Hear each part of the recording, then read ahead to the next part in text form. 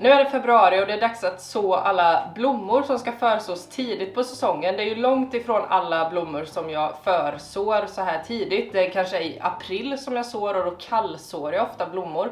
Och jag länkar en länk till den videon där jag förklarar det här med kallsådd i mitt kanal Plastväxthus i slutet av den här videon om du är intresserad av det här med kallsådd. Men idag ska jag i alla fall föregro några av de blommorna som jag ska odla i min trädgård. Antingen så är det så att jag sår de här blommorna för att det är perenna blommor som jag behöver sätta igång med tidigt på säsongen ifall jag vill att de ska överhuvudtaget blomma i år. Eller så är det sådana blommor som tar väldigt lång tid på sig. De är otroligt små när man sår dem. Och gemensamt för de flesta av de här blommorna som jag sår idag, det är att de är väldigt små när det gäller frön. Så det är ett pilligt jobb detta som jag ska sätta igång med.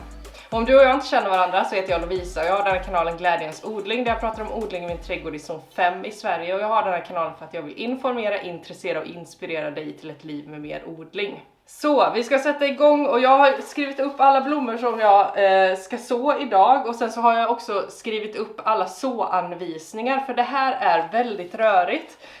Oftast så står det att det inte ska täckas, eller det ska täckas med perlit, eller så ska det täckas med såjord, det ska vara plast på, utan plast, stå varmt och så vidare. Så jag har liksom försökt att skriva upp såanvisningarna och sen så har jag grupperat dem efter det, så alltså hur de ska sås helt enkelt, så att jag gör likadant på de blommor som det ska vara lika på. Tidigare har jag nämligen gjort så något år att jag har sått fröna och sen så har jag upptäckt att okej, fast några av de här sorterna ska vara täckt med plast, och då funkar ju inte det riktigt eftersom jag har det blandat med det som ska vara täckt och det som inte ska vara täckt. Så, jag har i den här lådan då delat upp det i 9 olika fack.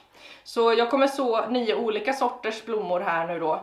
Och det är alla blommor som ska vara täckta med lock. Så därför så har jag dem i en och samma låda. Och sen så har jag andra lådor där jag ska så dem utan att täcka med lock. Och vissa ska jag täcka med perlit och inte. Innan jag börjar så tänkte jag skulle visa dig, för det finns så mycket tips på Readly. Det är ju en app som man läser tidningar på. Både dagstidningar och andra tidskrifter som har med olika ämnen att göra.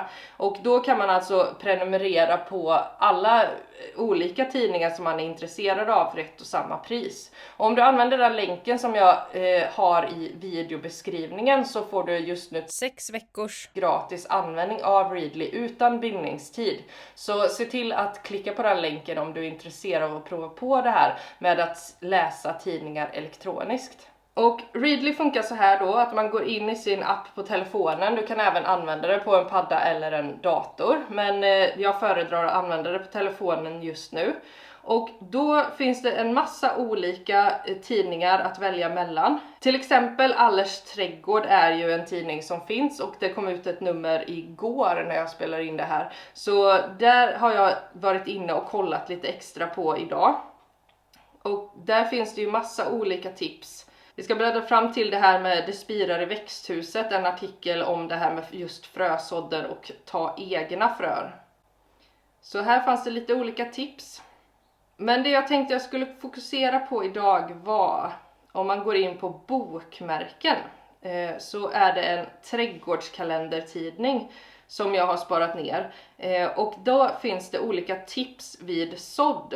Och jag tänkte att jag skulle fokusera på 2 av de här tipsen som jag har läst här då. Och sen så ska jag också ge dig ett annat tips. Tips nummer 3 är att sätta namnskyltar på dina sålådor redan innan du pillar ner fröna. Och det gör jag på så vis att jag skriver alla namnskyltar och sätter i fröpåsarna redan innan jag börjar så att det är snabbt och lätt att märka upp varje rad eller varje del som jag sår här då. För att annars så är risken att man sår 2 påsar med frön och sen har man direkt, redan när man har sått den andra påsen med frön, har man blandat ihop vilken av fröna som låg i vilket fack eller vilken kruka. Så det här med att märka upp ifrån början är jätteviktigt om man ska hålla koll på sina sådder. Och det andra tipset här då, eller det är tips nummer 4, det är att vattna genom jorden före sådd. Så det har jag gjort här tidigare, så jag använder ju såjord till det mesta jag sår nu då, eftersom jag ska göra bredsådder. Så då behöver jag ha en jord som är väldigt lätt att separera de små plantorna ifrån sen. Och då gör jag så att jag häller i såjord i en sån här bunke eller en hink eller vad man nu kan ha. Och så vattnar jag och liksom jobbar med den här jorden så att den blir fuktig. För precis som jag sa i den videon om grönsaker så är jorden lätt hydrofobisk när den har blivit torr då, och då är det svårt att få i vatten i den. Så man måste jobba lite med att få i vatten i jorden. Och det är mycket svårare att göra om du redan har sått fröna. Då kommer de flyta runt och bli liksom ojämnt fördelade när du har lagt tid på att försöka fördela dem bra. Så det är ett tips att vattna före sådd. Ett annat tips som jag har, det är att man köper såna här plantetiketter.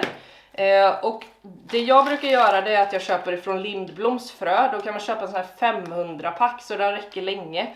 Den storleken som jag använder är 12 cm x 2 cm.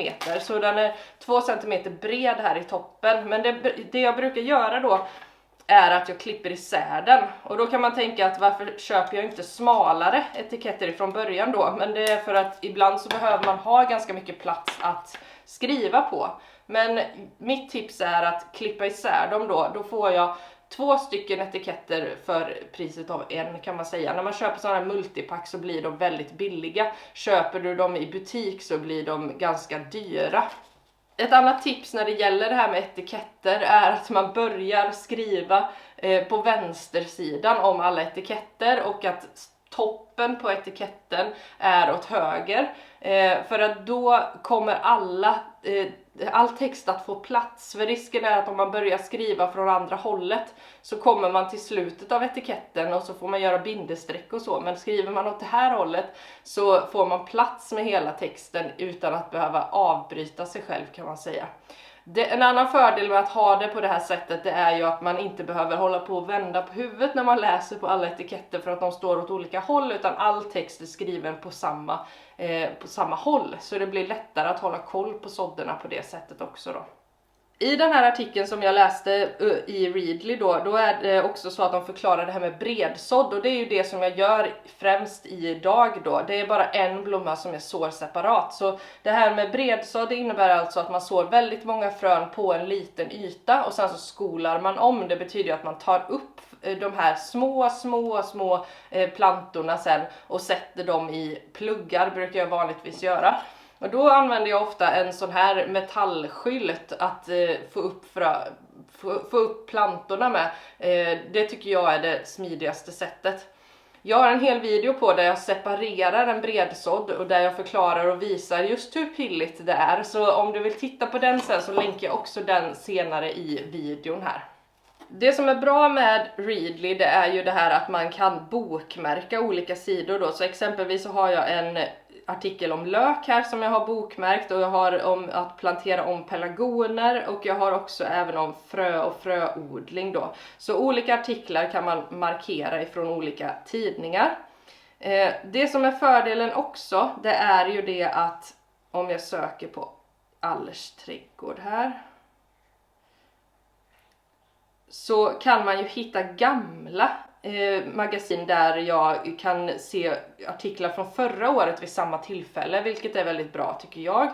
Då kan man även inspireras, för det här med trädgård är ju inte sånt som bara finns en säsong, utan det återkommer ju hela tiden, och olika personer tipsar om frösådder vid den här tidpunkten i olika tidningar olika år.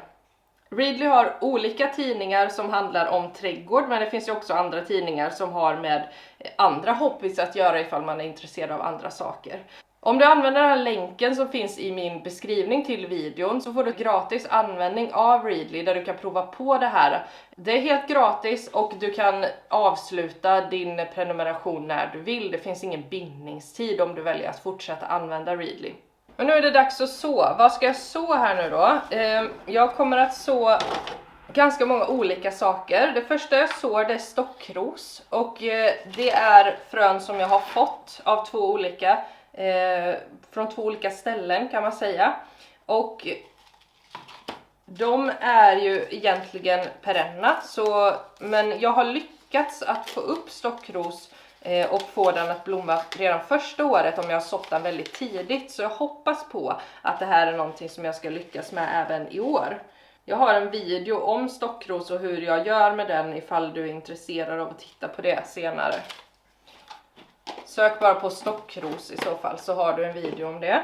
Sen tar vi kantlobelia. Och det här är en kantlobelia som heter Rosamund. Jag har sått den i flera år nu för jag köpte frön och hade väldigt mycket över helt enkelt. Så jag har sått den varje år tror jag sedan jag köpte den. Men den är ju väldigt fin, den är väldigt rosa för min smak. Men det funkar som en kantväxt tycker jag att fylla ut med eller ha i kruka. Och de här fröna är så otroligt små. Sen kommer jag så tobak. Det såg jag också väldigt tidigt. Tobak är någonting som jag tycker är jättefint att ha i trädgården. Och det finns blomstertobak och det finns klocktobak och så.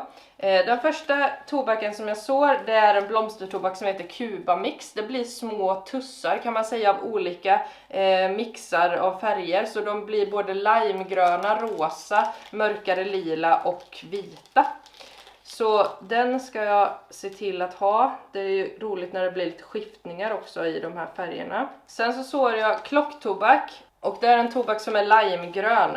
Den har jag använt flera år. Jag tycker den är jättefin. Och den blir väldigt fin att ha i buketter också. Det är en brasiliansk klocktobak som heter Lemon Tree. Ifall du är intresserad av den. Och sen så är det min vita blomstertobak. Den heter Grandiflora. Otroligt stor och fin.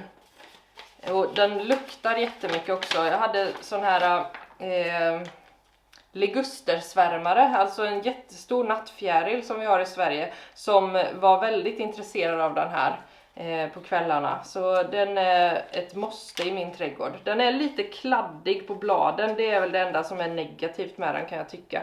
Annars så är den otrolig. Sen ska jag så murreva och det är ju en perenn egentligen och jag tänker att jag ska ha den som en kantväxt och den kan ju få fortsätta vara perenn kanske i trädgården, vi får se.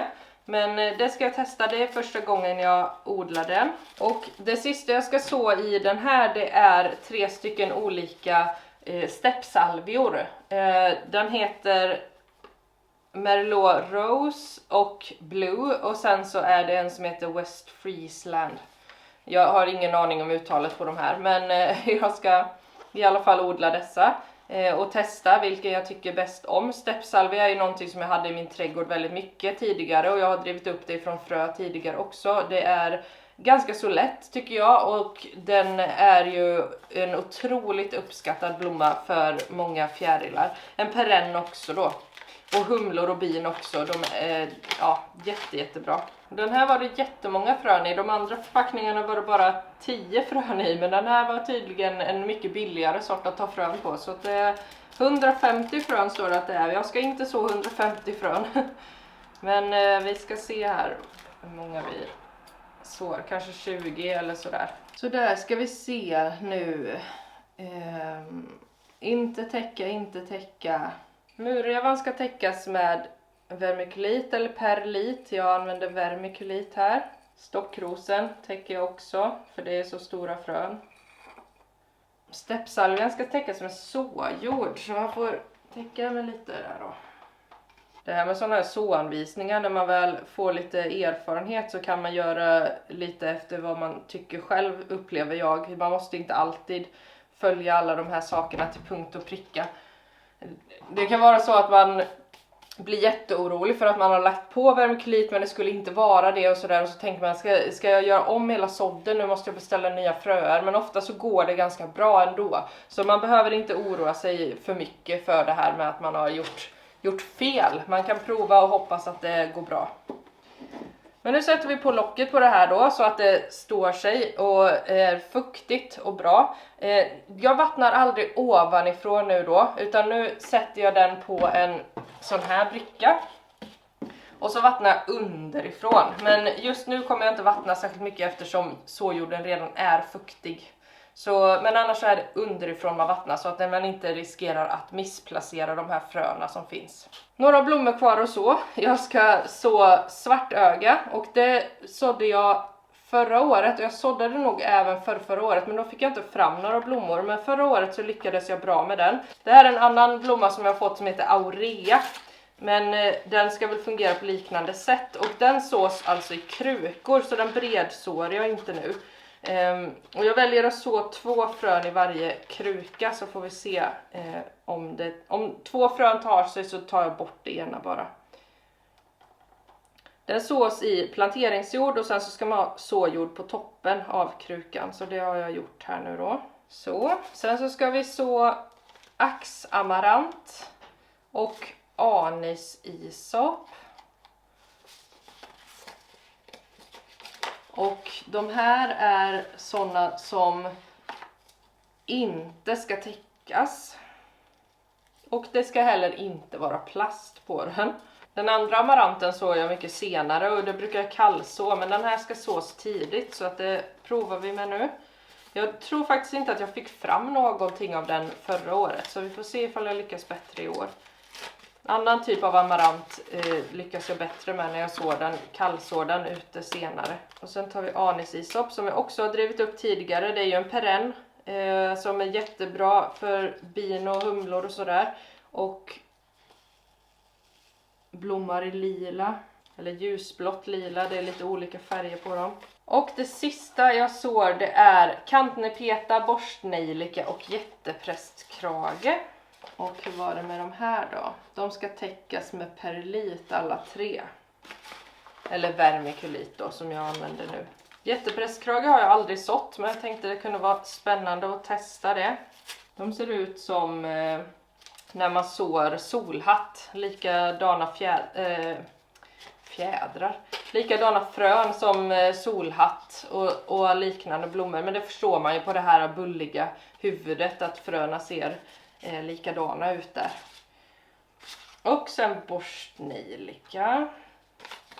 Den sådde jag förra året, men den stod inte så bra till, så att jag hoppas att den ska bli bättre det här året. Annars kan man ju så en som blommar år 2, men det här är en 1-åring, så att den är lite mer tacksam på det sättet. Så då, så ska jag vattna de här underifrån, som sagt, inte ovanpå, så att de inte missplaceras, de här fröna.